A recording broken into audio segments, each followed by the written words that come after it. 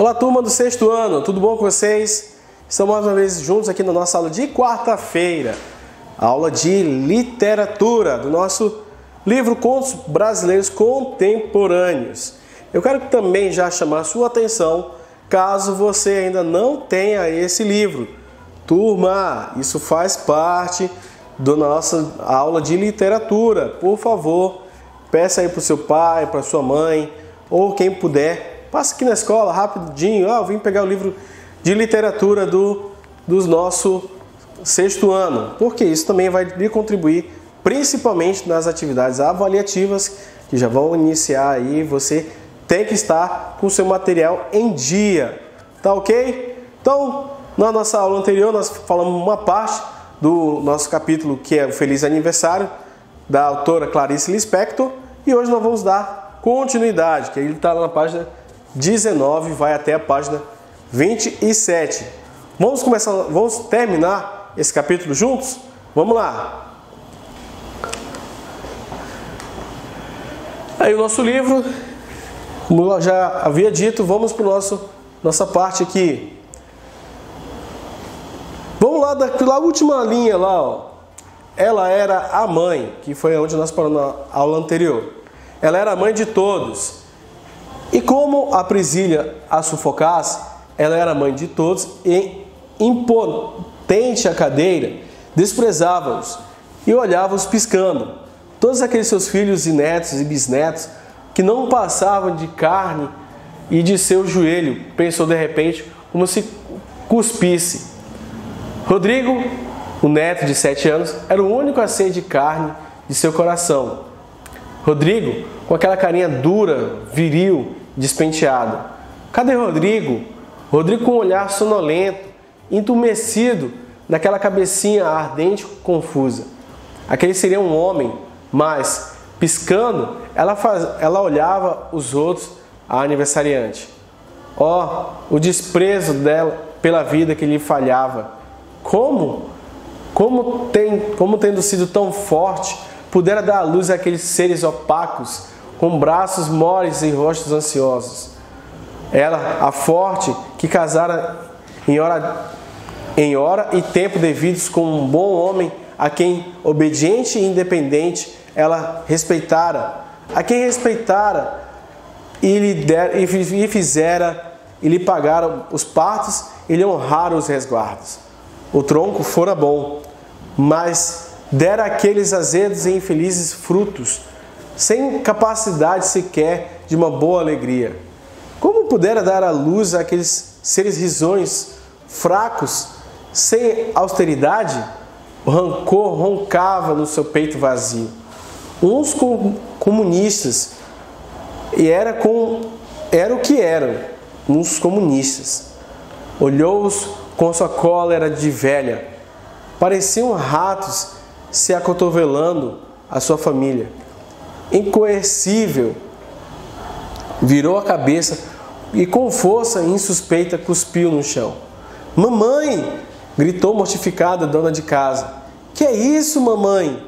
Gritou ela, passada de vergonha, e não queria sequer olhar os outros. Sabia que os desgraçados se entreolhavam vitoriosos, como se coubesse a ela dar educação à velha, e não lhe faltaria muito para lhe dizerem que ela já não dava mais banho na mãe. Jamais compreenderia o sacrifício que ela fazia. Mamãe, que é isso? Disse baixo, angustiada. A senhora nunca fez isso, acrescentou alto para que todos ouvissem, que queria se agregar ao espanto dos outros. Quando o galo cantar pela terceira vez, renegarás tua mãe. Mas seu enorme vexame suavizou quando ela percebeu que eles abanavam a cabeça como se estivessem de acordo que a velha não passava agora de uma criança. Ultimamente, ela deu para cuspir, terminou confessando contrita para todos. Todos olhavam a aniversariante, compungidos, respeitosos, em silêncio. Parecia um rato se acotovelando. A sua família. Os meninos, embora crescidos, provavelmente além dos 50 anos, que sei eu, os meninos ainda se conservavam os traços bonitinhos, mas que mulheres haviam escolhido. E que mulheres os netos, ainda mais fracos e mais azedos, haviam escolhido, todas vaidosas, de pernas finas, com aqueles colares falsificados de mulher, que na hora que não aguenta a mão, aquelas mulherzinhas que casavam mal os filhos, não sabia pôr uma criada em seu lugar, e todas elas com as orelhas cheias de brinco, nenhum de ouro. A raiva a sufocava. Me dá um copo de vinho, disse. O silêncio se fez súbito, cada um com um copo imobilizado na mão. Vovozinha, não vai lhe fazer mal? Insinuou cautelosamente a neta, roliça e baixinha. Que vovozinha que nada! Explodiu a amarga aniversariante. Que diabo vos carregue, corja de maricas, cornos e vagabundas. Me dá um copo de vinho, Dorothy, ordenou. Dorothy não sabia o que fazer, olhou para todos em pedido cômico de socorro, mas, como máscaras isentas e inapeláveis, de súbito, nenhum rosto manifestava. A festa interrompida, os sanduíches mordidos na mão, algum pedaço que estava na boca a sobrar seco, inchado, fora de hora a bochecha. Todos tinham ficado cegos, surdos e mudos, com croquetes na mão, e olhavam impassíveis. Desamparada, divertida, Dorothy deu o vinho, astuciosamente, apenas 2 dedos num copo. Inexpressivos, preparados, todos esperavam pela tempestade. Mas não só o aniversariante não explodiu com a miséria de vinho que Dorothy lhe dera como não mexeu o copo. Seu olhar estava fixo, silencioso, como se nada tivesse acontecido. Todos se entreolhavam, polidos, sorrindo cegamente, abstratos, como se um cachorro tivesse feito pipi na sala. Com estoicismo, recomeçavam as vozes e risadas. A nora de Olaria, que tivera seu primeiro momento uníssono com os outros, quando a tragédia vitoriosamente parecia prestes a desencadear, que teve a retornar sozinha a sua severidade, sem ao menos o apoio dos 3 filhos que agora se misturavam traidoramente com os outros. Da sua cadeira reclusa, ela analisava crítica àqueles vestidos sem nenhum modelo, sem drapeado, a mania que tinham de usar vestido preto com um colar de pérolas, o que não era moda coisa nenhuma, não passava de economia. Examinando distante, os sanduíches quase não tinham levado manteiga. Ela não se servira de nada. Só comeram uma coisa de cada para experimentar. E por assim dizer, de novo, a festa estava terminada. As pessoas ficaram sentadas benevolentes, algumas com a atenção voltada para dentro de si, à espera de alguma coisa a dizer. Outras vazias, expectantes, com um sorriso amável, o estômago cheio daquelas porcarias que não alimentavam, mas tiravam a fome. As crianças, já incontroláveis, gritavam cheias de vigor. Umas estavam de cara imunda, outras menores já molhadas. A tarde caía rapidamente e Cordélia olhava ausentemente com um sorriso estonteado, suportando sozinho o seu segredo. O que é que ela tem? Alguém perguntou com uma curiosidade negligente, indicando-a de longe com a cabeça, mas também não lhe responderam. Acenderam o resto das luzes para precipitar a tranquilidade da noite. As crianças começaram a brigar, mas as luzes eram mais pálidas que a tensão pálida da tarde. E o crepúsculo de Copacabana, sem ceder, no entanto, se alargava cada vez mais e penetrava pelas janelas como um peso. Tenho que ir, disse perturbada uma das noras, levantando e sacudindo os farelos da saia. Vários se ergueram sorrindo. A aniversariante recebeu um beijo cauteloso de cada um, como se sua pele tão infamiliar fosse uma armadilha. E impassível, piscando, recebeu aquelas palavras propositalmente atropeladas que lhe diziam tentando dar um final arranco e efusão que não era mais senão passado. A noite já viera quase totalmente. A luz da sala parecia então mais amarela e mais rica. As pessoas envelhecidas. As crianças já estavam histéricas. Será que ela pensa que o bolo substitui o jantar? Indagava a velha nas suas profundezas. Mas ninguém poderia adivinhar o que ela pensava. E para aqueles que junto à porta ainda olhavam uma vez, a aniversariante era apenas o que parecia ser. Sentada à cabeceira da mesa, imunda, com a mão fechada sobre a toalha, como encerrando um cetro, e como aquela mudez que era a sua última palavra. Com um punho fechado sobre a mesa, nunca mais ela seria apenas o que ela pensasse. Sua aparência, afinal, ultrapassara, superando e se agigantava serena. Cordélia olhou-a espantada. O punho mudo e severo sobre a mesa dizia para a infeliz, na hora que, sem remédio, amava talvez pela última vez. É preciso que se saiba que a vida é curta, porém nenhuma vez mais repetiu, porque a verdade era um relance. Cordélia olhou-a estarrecida e para nunca mais nenhuma vez repetiu. Enquanto Rodrigo, o neto da aniversariante, puxava a mão daquela mãe culpada, perplexa e desesperada, que mais uma vez olhou para trás, implorando à velhice ainda um sinal de que uma mulher deve, num ímpeto dilacerante, enfim agarrar a derradeira chance de viver. Mais uma vez Cordélia quis olhar, mas esse novo olhar, a aniversariante era uma velha à cabeceira da mesa.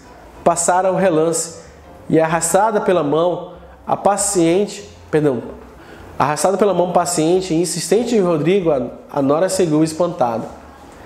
Nem todos têm o privilégio e o orgulho de se reunir em torno da mãe, pigarreou José, lembrando que Jonga é quem fazia os discursos.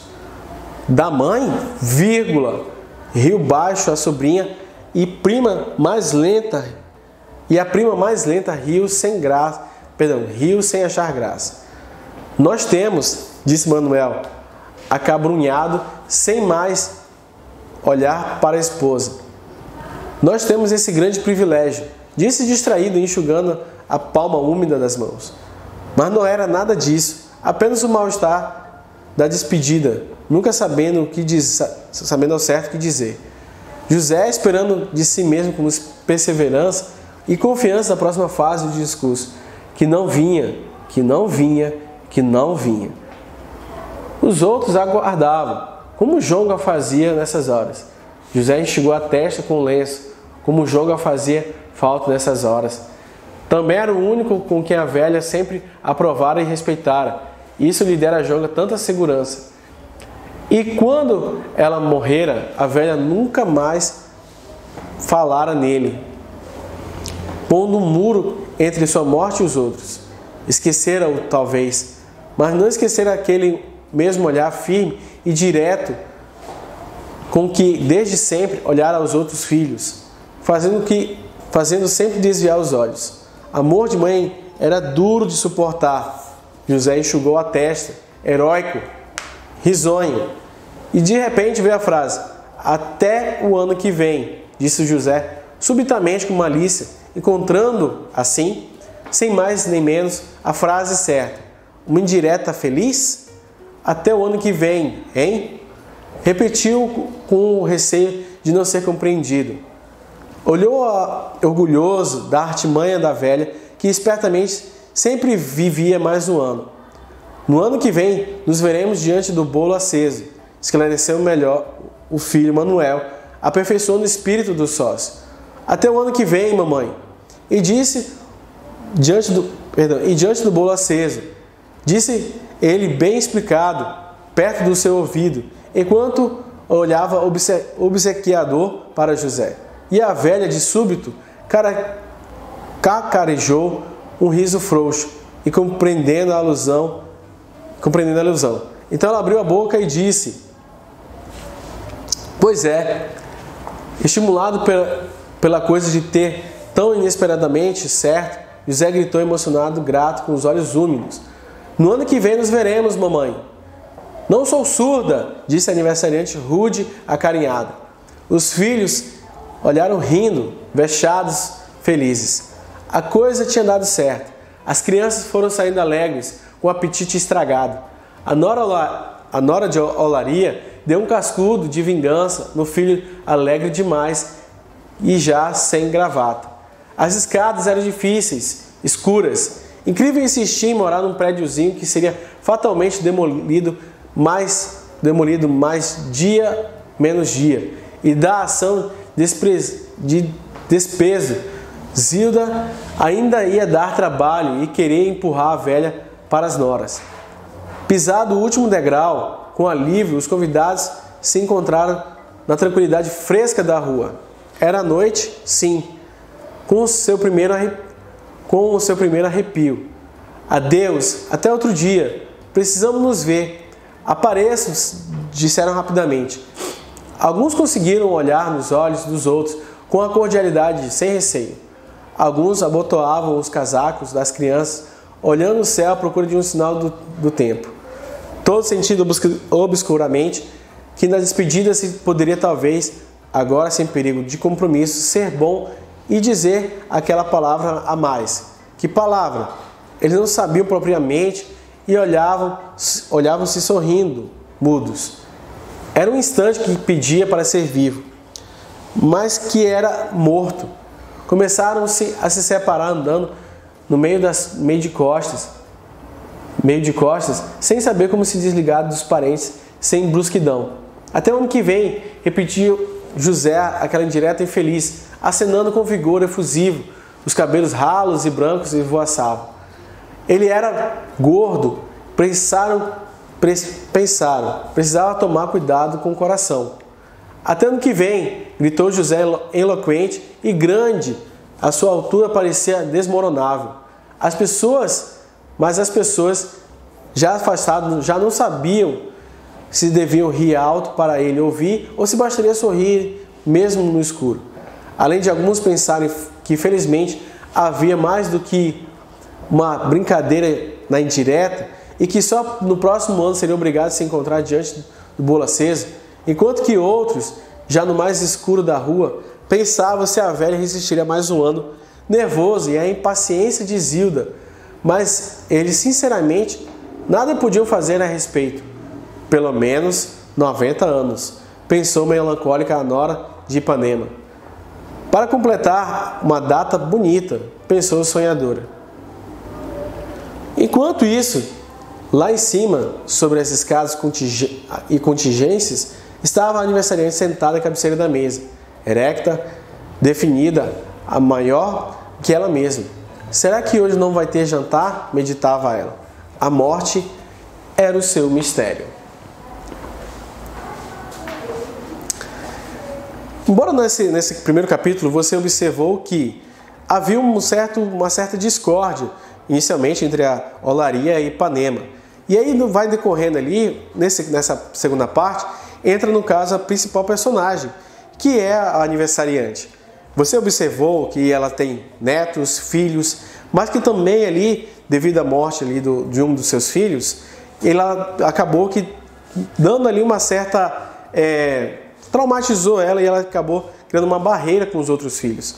Os outros filhos, talvez por não saber como lidar com a sua mãe, devido a ela ser ela era bastante fechada e talvez falar somente consigo mesma. E aí alguns tomaram a frente, aconteceram algumas coisas durante o aniversário e ali você observou que no final aqui, toda aquela festa não foi aquilo que ela idealizava e que aquilo tudo mais a incomodava e ela somente observava e em algum momento, que foi o momento que todos ficaram espantados, ela pediu vinho, que ali muitas pessoas ficaram ali espantadas, será que ela podia tomar vinho? Então assim, isso foi um aniversário bem diferente do que do normal. E talvez, como algumas pessoas aqui na leitura, que no caso do José, ele estava ali dando uma indireta, não sabendo se realmente ela aguentaria mais um ano, já que ela estava fazendo aniversário de 89. Então, você acompanhou aqui comigo a nossa leitura do nosso feliz aniversário de Clarice Lispector. Vamos finalizar e nós vamos para a nossa mensagem de hoje, que vem de Albert Einstein, um físico alemão, que ele diz assim: tornou-se óbvio, chocantemente óbvio, que a nossa tecnologia excedeu a nossa humanidade. Bem forte essa mensagem. Então, turma, nós vamos finalizando por aqui. Um abraço virtual e até a próxima. Tchau, tchau.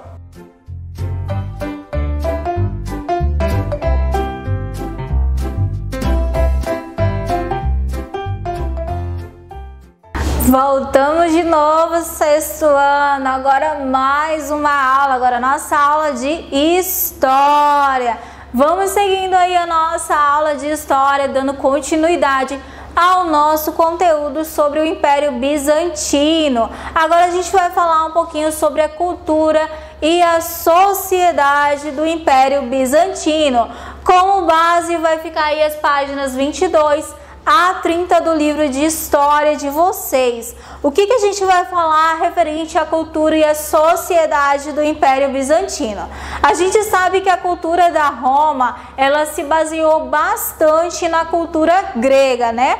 A cultura romana, ela trouxe para dentro da sua sociedade características da cultura grega, assim como também as questões econômicas e sociais, não deixando de lado as suas próprias características. Exemplo, a religião. A religião romana, ela se baseou bastante aí na cultura grega, mas ela fez mudanças, né? Como por exemplo no nome dos deuses. Então a gente já sabe que a cultura, né? Algumas características da cultura que os romanos eles adaptaram para si vieram de outros locais, de outras sociedades, de outros impérios. A religião, por exemplo, né, eles são politeístas, que eles acreditam em muitos deuses. Então, a religião deles se baseia no politeísmo, a cultura, a crença em vários deuses. Outra característica também da sociedade aí do Império Bizantino fez aí com que ocorressem mudanças. Por quê? A gente sabe que o Império Bizantino ele foi criado para ser um local de religiosidade, o que não mudou, né? Foi um império dividido entre Ocidente e, no caso, o Ocidente, ele fez com que a cultura desse império aí, Ocidente, fosse uma cultura demarcada, ou seja, as outras pessoas aí ficaram de fora. E o Oriente também. A questão da cultura Oriente, ela se baseou já numa cultura mais, vamos dizer assim, também era na cultura romana, mais própria. Só que o Oriente, ele, onde ficava centralizado aí, que era o governo central, né, de Roma, ele se baseou nessa cultura mais religiosa. Ou seja, né, nós temos como base aí Constantino aí, que ele formou esse império para ser um império religioso, que muitas vezes não ocorreu. Mas aí ocorreu o surgimento do quê? Do cristianismo. O que era o cristianismo, né? Era como Jesus sendo uma única divindade, um único Deus. Mas professora, como assim? Como que isso veio mudando? Se Roma era uma cultura politeísta, como é que ela começou a ter a crença aí da cultura em um único Deus? Isso foi mudando com os grandes imperadores ao longo do tempo, certinho? Então a gente vai conhecer um pouquinho. Vou deixar para vocês a correção aí da página 21, tá bom? Eu sei que vocês já corrigiram aí sobre algumas características da política do Império Romano, né? Ele vai descrever o seguinte, que de acordo com os seus estudos sobre o Império Romano do Oriente, Analise as afirmativas a seguir, né? E marque V para as verdadeiras e F para as falsas. O centro religioso de Constantinopla durante o período do Império Romano era a Basílica de Santa Sofia. Tá correto ou errado? Verdadeiro, era sim. A cidade de Constantinopla teve origem na colônia grega de Bizâncio. Correto, verdadeiro, né? A localização geográfica de Constantinopla não favorecia o comércio? Falso, gente. A localização, a gente estudou isso na nossa aula passada. Falamos que a localização aí do Império de Constantinopla ficava bem no centro de Roma, então tinha lá, né, um portão bem grandão, e todas as pessoas que passavam, né, passavam aí por Constantinopla, porque era o centro, era como se fosse aí, né, a questão do próprio Estado monárquico mesmo. O Império Teodósico foi quem construiu a cidade de Constantinopla? Falso, foi quem? Constantino. Bizâncio, Constantinopla e Ravenna são denominações que a capital do Império Romano do Oriente recebeu? Falso, né? Nós temos aí que as denominações corretas é o que? Bizâncio e Constantinopla, tá? Ravenna não está incluída dentro desse império aí não, certo? Aí, seguindo ao nosso conteúdo, nós vimos aí, né, sobre a característica de Constantino, Bizâncio, falamos aí também, ó, sobre o muro, né? Esse muro foi construído aí para dividir o Oriente do Ocidente, que aí com o passar do tempo ele foi destruído. Constantinopla aí foi construída com qual objetivo? Para ser uma cidade cristã, né? E o seu desenvolvimento aí motivado sobretudo pelo comércio, né? Do Oriente e Ocidente também. E aí, nesse período aí, em 1453, a cidade aí turca, né, sitiou toda a Constantinopla, levando o fim de Constantinopla, surgindo aí Istambul atualmente. A política e a economia, como é que se baseava? A gente já viu lá, né, que era através do comércio. Então, o Império Bizâncio, ele era governado aí por uma monarquia. Então, ou seja, né, o imperador, ele era considerado o representante aí de todo o império.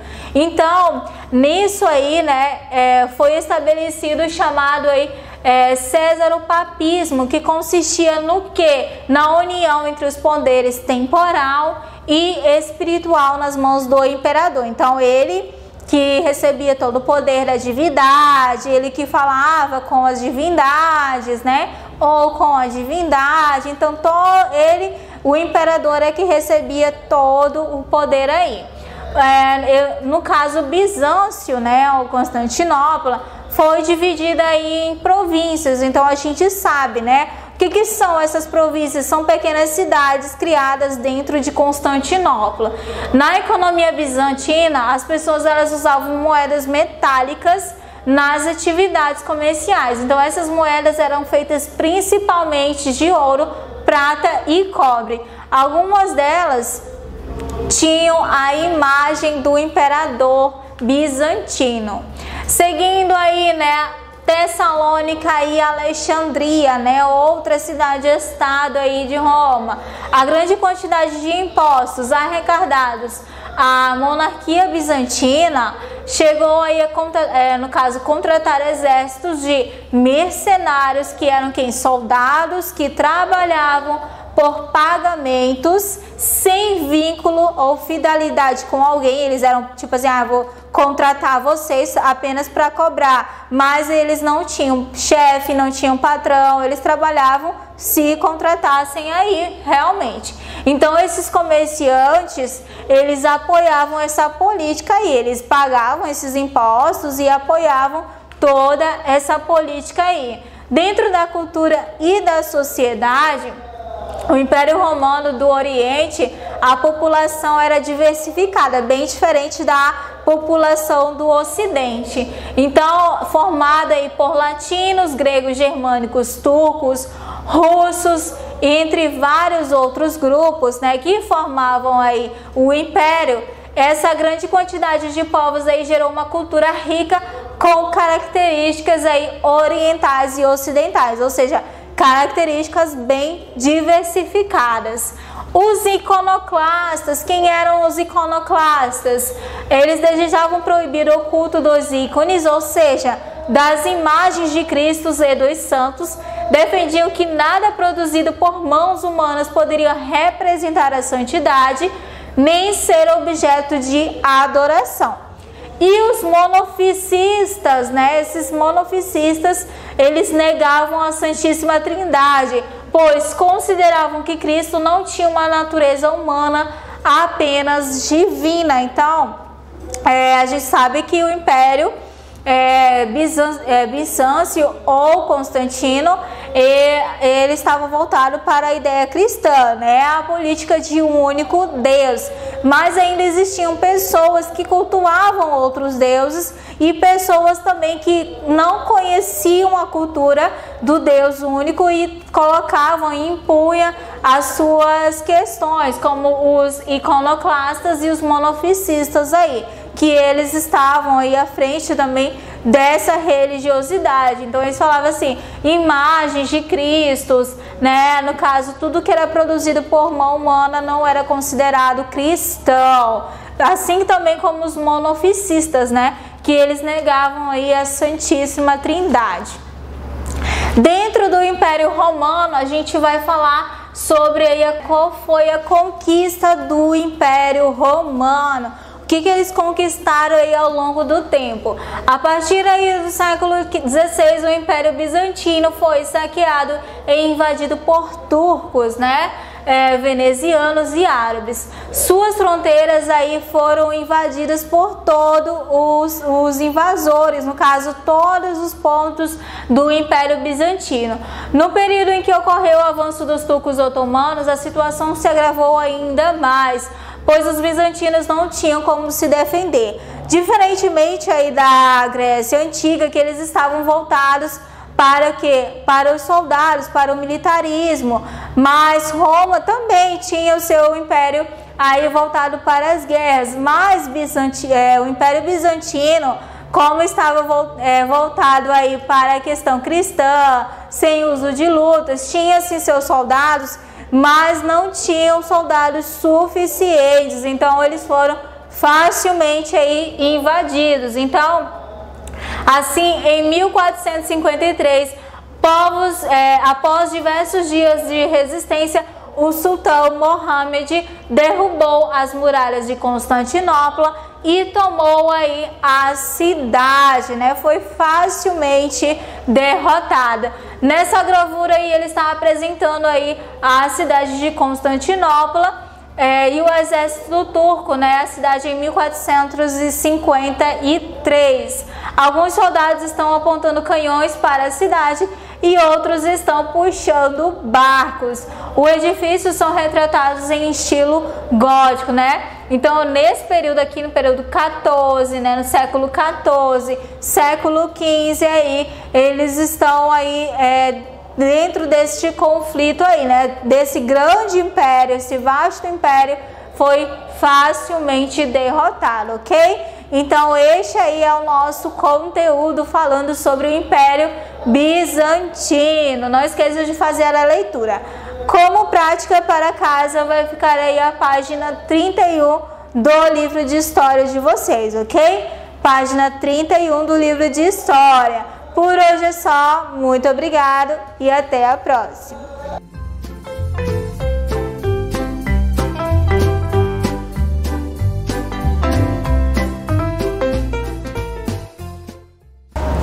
Joia com vocês, sexto ano. Vamos iniciar então a nossa aula de geografia. Olha que legal! Hoje, 2/9/2020. Vamos iniciar então também aí falando sobre os fatores e tipos climáticos.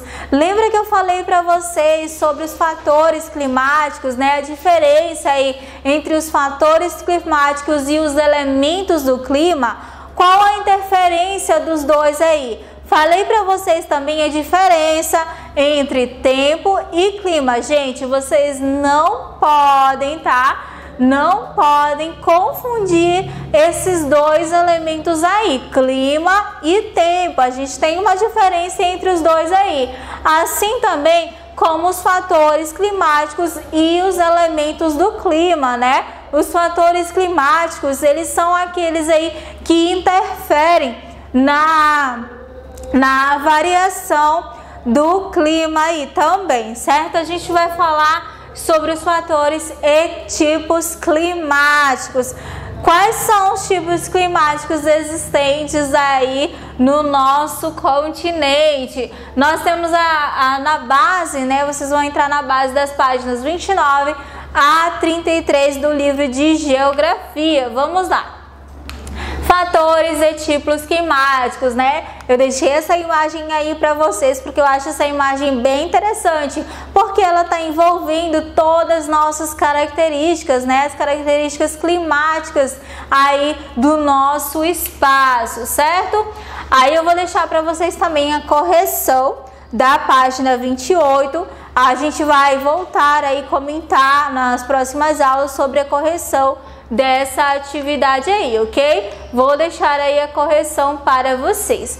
Olha aí, né, a diferença entre elementos do clima e fatores do clima. Vocês também não podem deixar de confundir essas duas características aí. O que são os elementos do clima? Os elementos do clima, eles estão relacionados ao que? A temperatura, a umidade, precipitação também, a pressão atmosférica e ventos. E os fatores do clima? Massas de ar, altitude, latitude, continentalidade e a maritimidade. Ou seja, os fatores do clima, ele é como se fosse aí, né, ele está acima do elemento do clima. Então, vamos dizer que os elementos do clima é uma consequência desses fatores aí, certo? Aí eu expliquei para vocês a questão da radiação, né, do Sol, onde é que ela está inserida, as zonas térmicas da Terra. Falando das zonas térmicas da Terra, zona polar, temperada, tropical, são as zonas térmicas. Por que o Sol ele tem mais incidência aí nessa faixa do continente americano, né, na América do Sul, devido à inclinação do eixo da Terra? Expliquei para vocês isso nas nossas últimas aulas anteriores, né? Aí falei sobre a altitude. Falei também sobre as massas de ar, né? A interferência das massas de ar aí dentro da nossa variação climática, do nosso fator climático. Falei para vocês também sobre a maritimidade e a continentalidade. Olha só, o que vocês devem entender em relação à maritimidade e à continentalidade? Que os litorais, eles sofrem o efeito de maritimidade. Por quê? Porque eles apresentam menor variação de temperatura, porque as águas absorvem o calor solar mais lentamente. Então, vocês já perceberam quando vocês estão na praia, que aí durante, né, o dia, nos meses de verão, no caso, as águas, no caso, elas se resfriam mais lentamente durante a noite, e nos meses de inverno, então as áreas localizadas no interior dos continentes, distantes dos mares, sofrem o efeito de continentalidade, apresentando aí a maior variação de temperatura. Vamos lá. Se vocês perceberam aí que durante o dia, né, a areia ela tá bem quente e as águas dos mares estão bem frias, e à noite isso muda. As águas dos mares estão mais frias e a areia aí ela já muda, tem uma variação. Durante o dia a areia ela está quente e a água do mar está fria. Já à noite muda, né? A areia está fria e a água do mar está quente, por causa do quê? Do efeito de continentalidade e maritimidade também, por causa basicamente disso aqui, né? Da variação da temperatura, Mas, professora, como assim a maritimidade, né? A questão dos mares e dos oceanos, ele vai sofrendo a mudança gradativamente, e a questão da continentalidade também, o vento, as massas de ar vão ajudando cada vez mais, certinho? Aí seguindo nós temos aí, né, especificando aí os climas do mundo. Agora o nosso conteúdo falando sobre os climas do mundo, nós temos os tipos de clima aí adaptados segundo Köppen, porque existem muitas variações climáticas, existem muitos elementos climáticos aí, mas o mais abordado foi o de Köppen, porque ele levou em consideração não só as questões do local, da posição, do eixo da Terra, mas também os elementos que o compõem, como por exemplo a vegetação, o solo, a hidrografia. Tudo isso daí esteve relacionado, referente aí aos elementos climáticos. Então, esses elementos que a gente usa a classificação de Köppen. Aí essa imagem aqui é do IBGE, tá? Do site do IBGE. Nós temos aí o clima equatorial, tropical, subtropical, desértico, semiárido, mediterrâneo, temperado, frio, polar e frio de montanha. Nós vamos conhecer um pouquinho sobre cada um desses elementos aí, olha só. O primeiro tipo climático que nós temos aí, clima equatorial. Qual é esse clima equatorial? Ele vai caracterizar por temperaturas elevadas devido à densidade da vegetação, uma vegetação mais úmida, né? Com uma média de chuva anual superior a 25 graus aí, né? No caso, são chuvas regulares e também elevadas. As estações do ano, elas têm pouca variação em relação aos climas temperados e subtropical. Esse tipo de clima está relacionado à existência da vegetação muito densa, como no caso é a nossa floresta amazônica. O outro clima é o clima tropical. Esse tipo de clima aí também se caracteriza pelo calor constante durante quase todo o ano, com temperatura média anual aí de 20 a 25 graus. Entretanto, o regime de chuvas é marcado, né, por períodos bem característicos, ou seja, existe o período de chuvas, o período chuvoso e o período de seca, então é bem característico aí. Aí nós temos aí as características também das estações, né, do ano. Verão, primavera, também é seco, no outono e no inverno, período chuvoso, certo? Essa imagem é do Parque Estadual de Jalapão, no Tocantins. As paisagens se caracterizam pela vegetação do cerrado, típicas aí das regiões climáticas tropical.